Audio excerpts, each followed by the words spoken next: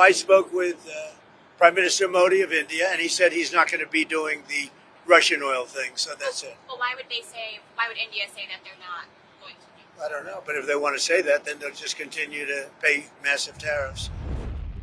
Aboard Air Force One on Sunday, U.S. President Donald Trump made a bold claim about India's oil dealings with Russia, stating that Indian Prime Minister Narendra Modi had promised to halt purchases of Russian crude, a statement that appears to contradict on-ground trends in India's oil imports.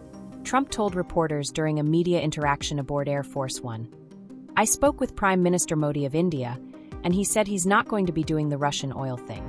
But if they want to say that, then they'll just continue to pay massive tariffs, and they don't want to do that." It was a striking remark, not only because of its geopolitical implications, but also due to the timing. As the West continues to pressure global partners to isolate Moscow economically over the ongoing war in Ukraine, Trump's comments implied a diplomatic victory. Yet the reality on the ground seems more complicated. The same day, Trump issued a stern warning. India would continue facing massive tariffs if it failed to comply. It was a clear message. Washington expects New Delhi to align with U.S. efforts to limit Russia's revenue streams.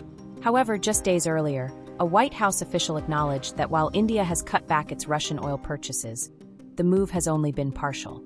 According to that official, India had halved its imports of Russian crude, a notable shift but not a full stop.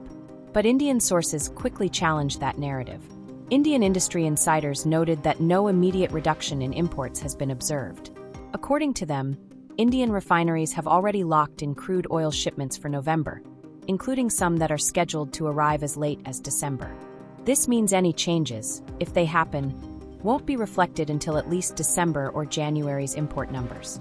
In fact, data from commodities analytics firm Kpler points to a different trend altogether. Rather than decreasing, India's Russian oil imports are set to rise by nearly 20% in October, to approximately 1.9 million barrels per day. The increase comes as Russia is ramping up exports after several of its refineries were struck by Ukrainian drone attacks, which temporarily disrupted domestic processing. That puts New Delhi in a difficult position. On one hand, India, the world's third-largest oil consumer, is under international pressure to reduce ties with Moscow.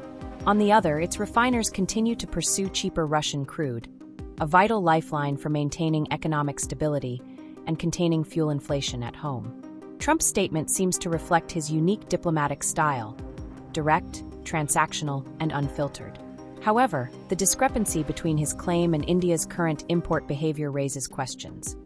Was this a private assurance from Modi not yet backed by action? Or was it a misreading or misstatement of diplomatic nuance? For now, the only thing clear is that Washington is watching closely, and the pressure on India to choose sides in the energy war is mounting.